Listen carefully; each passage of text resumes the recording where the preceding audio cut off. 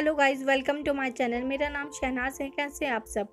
तो इस वीडियो में मैं कश्मीर फाइल मूवी को एक्सप्लेन करूंगी। तो स्टार्ट करते हैं।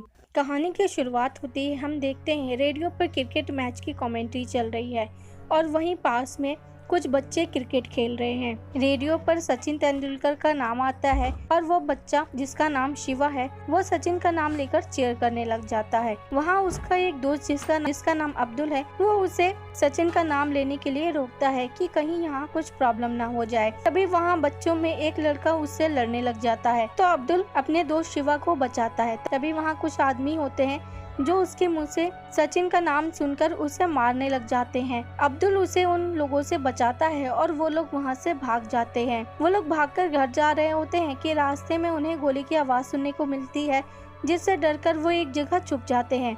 वो लोग देखते हैं कि वहाँ एक घर से एक माँ बेटी निकली है।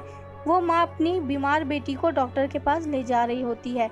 तभी वहाँ गोली चलने लग जाती है। एक पुलिस ऑफिसर उस औरत और उसकी बच्ची को कवर करने के लिए आ जाते हैं। तभी वहाँ उस पुलिस ऑफिसर पे गोली चलती है और वो मर जाता है। वहाँ एक टेररिस्ट आता है और उस औरत से कुछ गलत बात करता है उसकी बेटी के बारे में, तो वो औरत थूक देती है उस पर और वो उस पर गोली चला देता है। दूसरी तरफ हम देखते हैं शिवा के पापा अपने पड़ोसी से शिवा और अब्दुल के बारे में पूछते हैं तो वो बताते हैं कि अब्दुल वहाँ नहीं आया है। उनका पड़ोसी उन्हें कहता है कि यहाँ के हालात बहुत बिगड़ गए हैं तो वो कुछ दिनों के लिए शहर से बाहर कहीं और चले जाए और उनके पीछे वो उनके घर का ख्याल रखेगा। नेक्स्ट सीन में हम पुष्कर नाथ को देखते हैं जो प्रोफेसर हैं। वो महाशिवरात्रि के लिए एक परफॉर्मेंस की रिहर्सल कर रहे हैं अपनी टीम के साथ में। तभी वहाँ एक कॉल आती है और उन्हें पता चलता है कि बाहर टेररिस्ट का जुलूस निकल रहा है। पुष्कर अपने पोते शिवा और उसके दोस्त अब्दुल को ढूंढ रहा होता है और वो दोनों उसको मिल जाते हैं। वो उन दोनों को अपने साथ स्कूटर पर घर ले जाने के लिए निकल। तभी वहाँ आर्मी की एक जीप आती है और उनकी सेफ्टी के लिए वो उन्हें अपने साथ में चलने के लिए कहती है। आगे जाके जीप के पास दो बाइक सवार आते हैं और जीप में बम डाल देते हैं और जीप ब्लास्ट हो जाती है। ये देखकर पुष्कर और वो बच्चे डर जाते हैं और वो लोग जल्दी जल्दी अपने घर की तरफ निकलते हैं। शिवा के घर कुछ आतंकवादी आए हैं। शारदा अपने पति को अनाज के टैंक में छुपने के लिए कहती है और खुद नीचे जाके उन्हें झूठ बोलती है कि उसका पति घर पर नहीं है, मगर उनका पड़ोसी एक आतंकवादी को इशारे से टैंक में छुपे होने की बात बता देता है। वो सारे आतंकवादी घर के अंदर घुस जाते हैं और शिवा के फादर को गोली मार देते हैं। तभी वहाँ पुष्कर और शिवा भी आ जाते हैं। वो उन्हें भी बहुत मारते हैं। इन आतंकवादियों के लीडर का नाम है फारूक मलिक बिट्टा, जो पुष्कर का स्टूडेंट हुआ करता था। कभी पुष्कर अपनी बहू और बच्चों को छोड़ने के लिए भीख मांगता है, मगर वो उन पर कोई रहम नहीं दिखाता है। शारदा के पति का बहता हुआ खून जमीन पर फैला होता है और उसी खून में सना हुआ अनाज हाथ में उठा के वो आतंकवादी बिट्टा शारदा को अपने बच्चों की जान बचाने के लिए खाने के लिए कहता है। अब कहानी प्रेजेंट में आती है। यहाँ हम IAS ऑफिसर ब्रह्मा को देखते हैं उनकी वाइफ के साथ, जो कि कृष्णा और अपने दोस्तों के आने के बारे में बात कर रहे होते हैं। कृष्णा शिवा का छोटा भाई है जो दिल्ली से आ रहा है अपने दादाजी पुष्कर नाथ की अस्थियां लेकर, और जम्मू से उनके कुछ दोस्त भी आ रहे हैं। ब्रह्मा ने अपने पास कुछ फाइल बनाई है कश्मीर फाइल्स नाम से, जिसमें वो कश्मीर में हुए क्राइम्स के बारे में न्यूज़पेपर से इस कश्मीर फाइल में कश्मीर में हुए हर क्राइम जो कि न्यूज़पेपर में आए थे, न्यूज़पेपर की कटिंग लगा के पूरी फाइल बनाई हुई है। आगे हम देखते हैं कि उनके दोस्त उनके घर पहुंच चुके हैं। इसके बाद शिवा भी वहां पर अपने दादाजी की अस्थियां लेकर पहुंच जाता है। शिवा के दादाजी की आखिरी ख्वाहिश थी उनकी अस्थियों को उनके कश्मीर वाले घर में ही बिखेरे, इसलिए उनकी अस्थियों को लेकर वो कश्मीर आया है। सब लोग साथ में बैठकर खाना खा रहे होते हैं। खाना खाने के दौरान कृष्णा उनसे कहता है कि वो उस जगह को देखना चाहते हैं जहां उनके पेरेंट्स का एक्सीडेंट हुआ था। पुष्कर नाथ ने अपने पोते कृष्णा को मौत के बारे में सच नहीं बताया है। उन्होंने कृष्णा को ये बताया है कि उसके माँ बाप की एक एक्सीडेंट में मौत हुई थी और उसके बाद उनका भाई शिवा कहीं खो गया था। सीन फिर पास्ट में जाता है और हम देखते हैं पुष्कर नाथ अपने दोस्त ब्रह्मा के पास आया है। वो उन्हें बताता है कि टेररिस्ट उनके बेटे को इंडियन स्पाई समझ रहे हैं और उनके बेटे का नाम हिट लिस्ट में है। उनके बेटे की जान खतरे में है। इसके लिए उन्होंने पुलिस से उसकी सिक्योरिटी की डिमांड की थी, मगर पुलिस वालों ने उनकी एप्लीकेशन को रद्द कर दिया। इसलिए वो अपने दोस्त ब्रह्मा से उसकी सिक्योरिटी के बारे में बात कर रहे हैं और उनके दोस्त ब्रह्मा उनके बेटे को सिक्योरिटी देने के लिए हाँ बोल देते हैं। इसके बाद वो उन्हें घर छोड़ने के लिए जाते हैं। रास्ते में पुष्कर घर के लिए कुछ सब्जियां लेना चाहता था तो वो रुक जाते हैं और वो एक सब्जी वाले से सब्जी लेते हैं। सब्जी के बदले में वो उन्हें पैसे देते हैं जो कि इंडियन करेंसी होती है, मगर वो सब्जी वाला इंडियन करेंसी के बदले में पाकिस्तानी करेंसी देता है, जिसे देखकर पुष्कर उसके बारे में उसे पूछता है तो वो उसे जवाब देता है कि जिस देश में रहोगे उसी देश का तो करेंसी मिलेगी। ये सुनकर ब्रह्मा शॉक रह जाता है, उसे गुस्सा आता है और वो उसे गिरफ्तार करवा देता है। पुष्कर को घर छोड़ने के बाद वो जब वापस आ रहे होते हैं, ब्रह्मा की कार रास्ते में रुकती है तो एक बच्चा उनके पास आता है, एक न्यूज़पेपर हाथ में लेकर नारा लगा रहा होता है कश्मीरी पंडितों को यहाँ से भागने के लिए। इसके बाद वहाँ कुछ औरतें होती है जिनमें लड़ाई हो रही होती है। ब्रह्मा कार से बाहर निकलता है और उन्हें लड़ने से रोकता है। वहाँ कुछ कश्मीरी औरतें पंडित औरतों का अनाज छीनकर फेंक रही होती हैं। तो वहाँ एक हिंदू औरत उन्हें बताती है कि यहाँ कोई भी हिंदू पंडितों को अनाज नहीं बेच रहा है और अगर कोई हिंदू अपनी दुकान खोलता है तो वो लोग उन्हें मार देते हैं। उनके पास खाने को खाना नहीं, हॉस्पिटल जाते हैं तो वहाँ उनका इलाज नहीं हो रहा है। वो बहुत परेशान है, वो अपनी परेशानियाँ उनसे बताती है। वहाँ फिर वही बच्चा आ जाता है जो पंडितों को भागने वाला नारा लगा रहा होता है, तो ब्रह्मा उसके हाथ से वो न्यूज़पेपर छीन कर फाड़ देता है।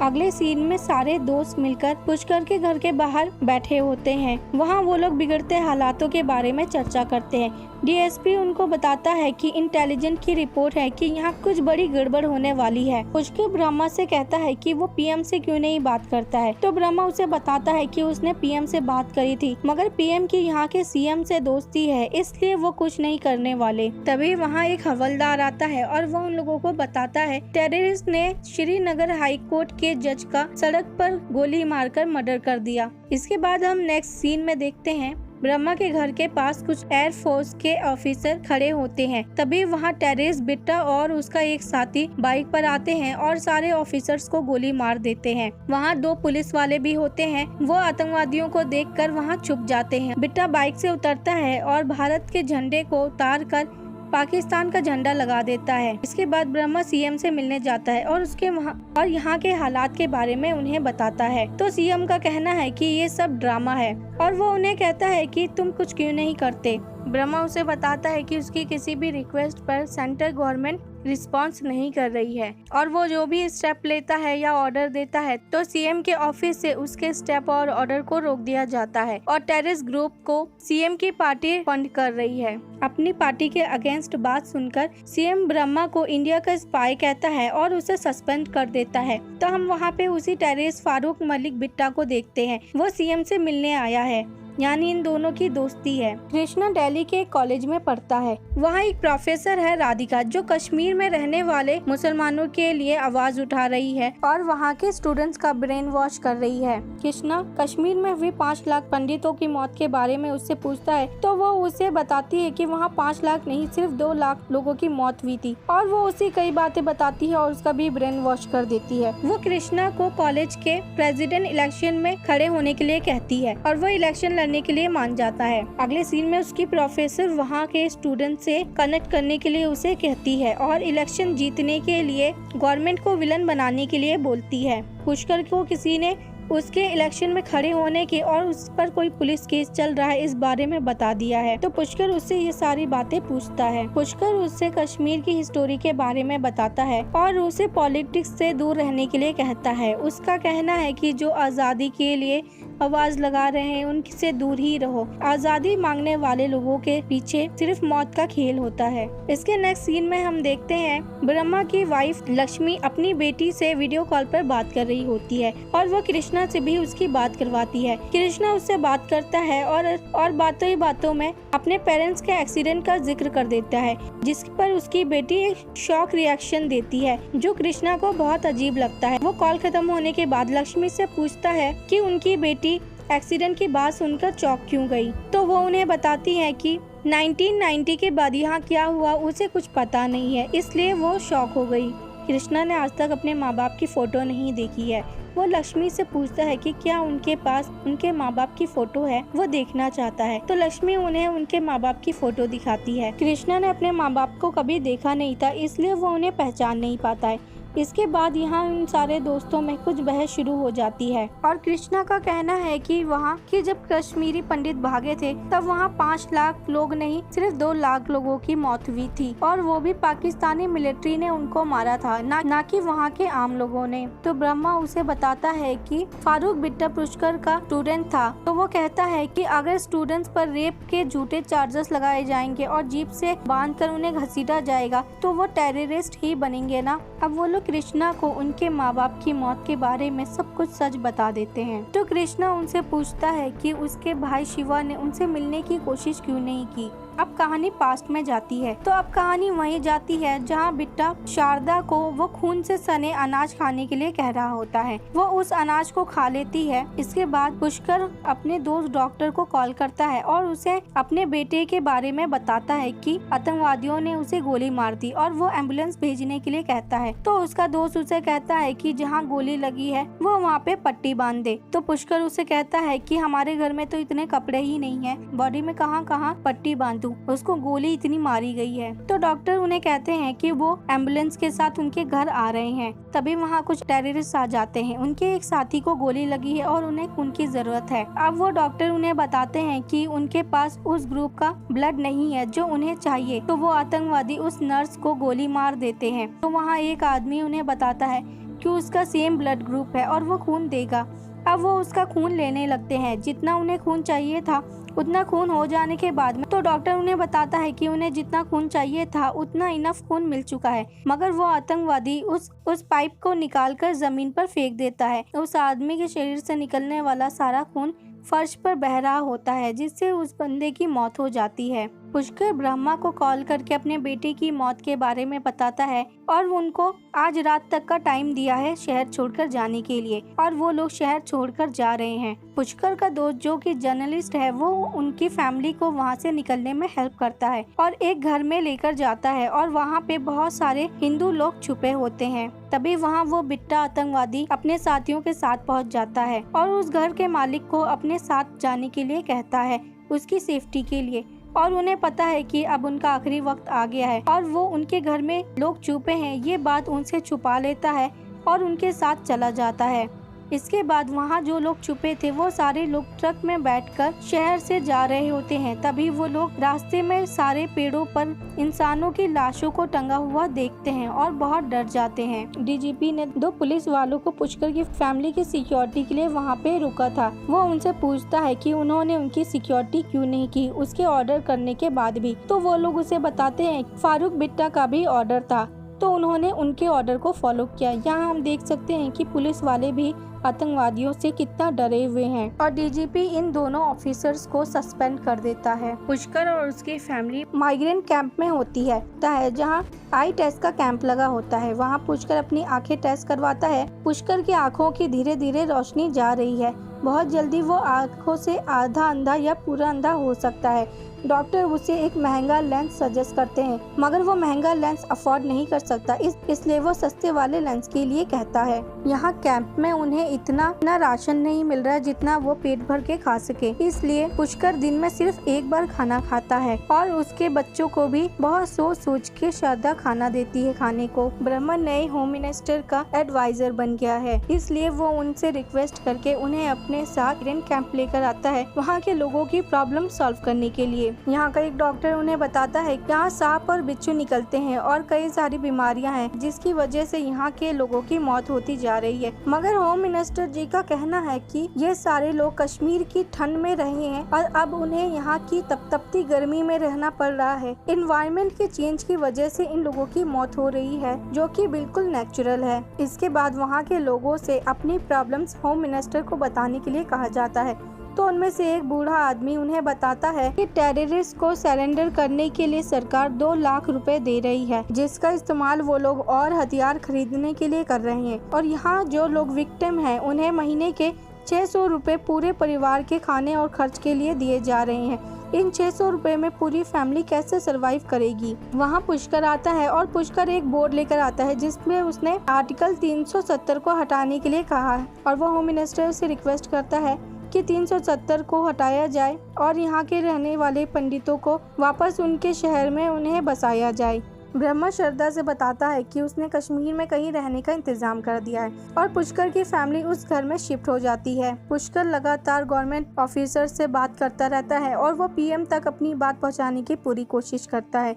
इसके बाद पुष्कर अपनी फैमिली के साथ में टीवी पर देखता है कि फारूक मलिक बिट्टा का इंटरव्यू हो रहा है। वो दिल्ली तक पहुंच गया है। इंटरव्यू में उससे पूछा जाता है कि उसने कितने कश्मीरी पंडितों को मारा है। यहाँ फारूक मलिक खुद को फ्रीडम फाइटर बताता है और इसके मुताबिक उसने 20-25 लोगों को मारा है जो कि आरएसएस के लोग थे। उसका कहना है कि जंग में सब कुछ जायज है और अगर उसे उसकी माँ और भाई को मारने के लिए कहा जाता तो वो उन्हें भी मार देता। शिवा स्कूल में पढ़ रहा होता है। उसका टीचर बच्चों को कश्मीर के पड़ोसी मुल्कों के बारे में बताता है, जिनमें से वो एक नाम इंडिया का भी लेता है। वो यहाँ बच्चों को सिखा रहा है कि इंडिया उनका पड़ोसी मुल्क है। अब कहानी प्रेजेंट में आती है।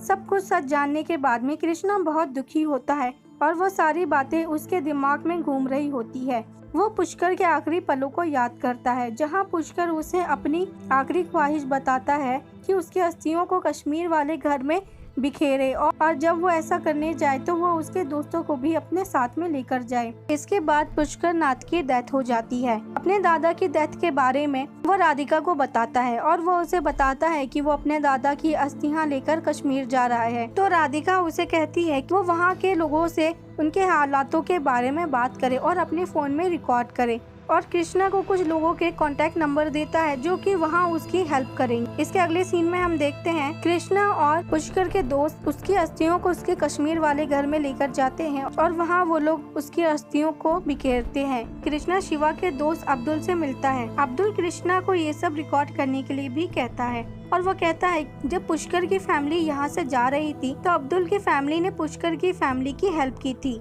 और बचपन में जब क्रिकेट खेलते हुए वहाँ कुछ लोग शिवा को मार रहे थे तो अब्दुल ने बिल्कुल उसकी मदद की थी। ये चीज हमने मूवी की स्टार्टिंग में ही देखी थी।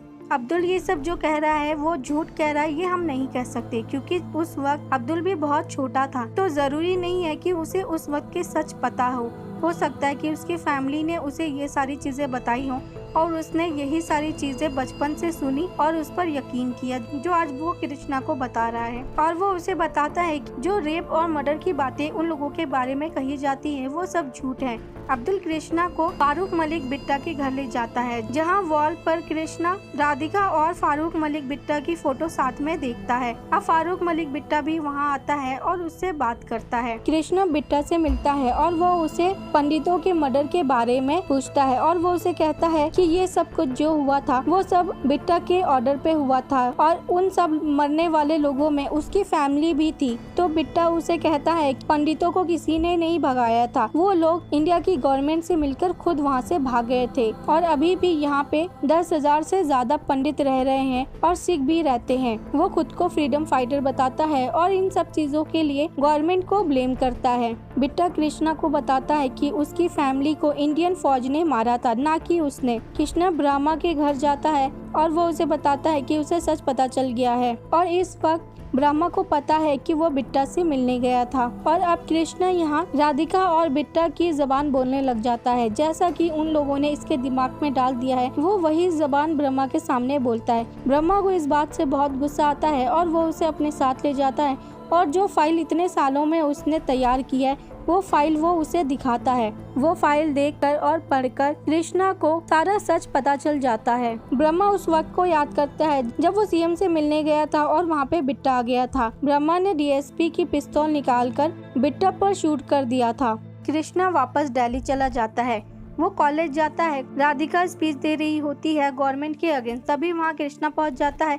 तभी वो कृष्णा को देखती है और उसे स्टेज पर बुलाती है और उसे माइक देती है स्पीच देने के लिए, जो उसने कश्मीर में रिसर्च करी है और जो रिकॉर्ड करके लाया है उसके बारे में बताने के लिए। कृष्णा कश्मीर की हिस्ट्री के बारे में बात करता है। कश्मीर में एक ऋषि तपस्या करने आए थे और रिसर्च कर रहे थे।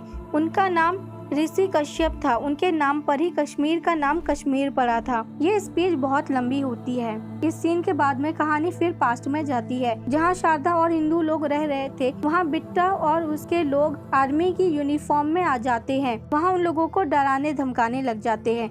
वहाँ श्रद्धा के कपड़े फाड़ देते हैं और उसे एक मशीन में लिटा देते हैं, जो मशीन उसके शरीर को काट देती है। उसके बाद वहाँ बहुत सारे हिंदू लोगों को लाइन से गोली मार दी जाती है और उन लोगों में से एक शिवा भी था और ये फिल्म यहीं खत्म हो जाती है।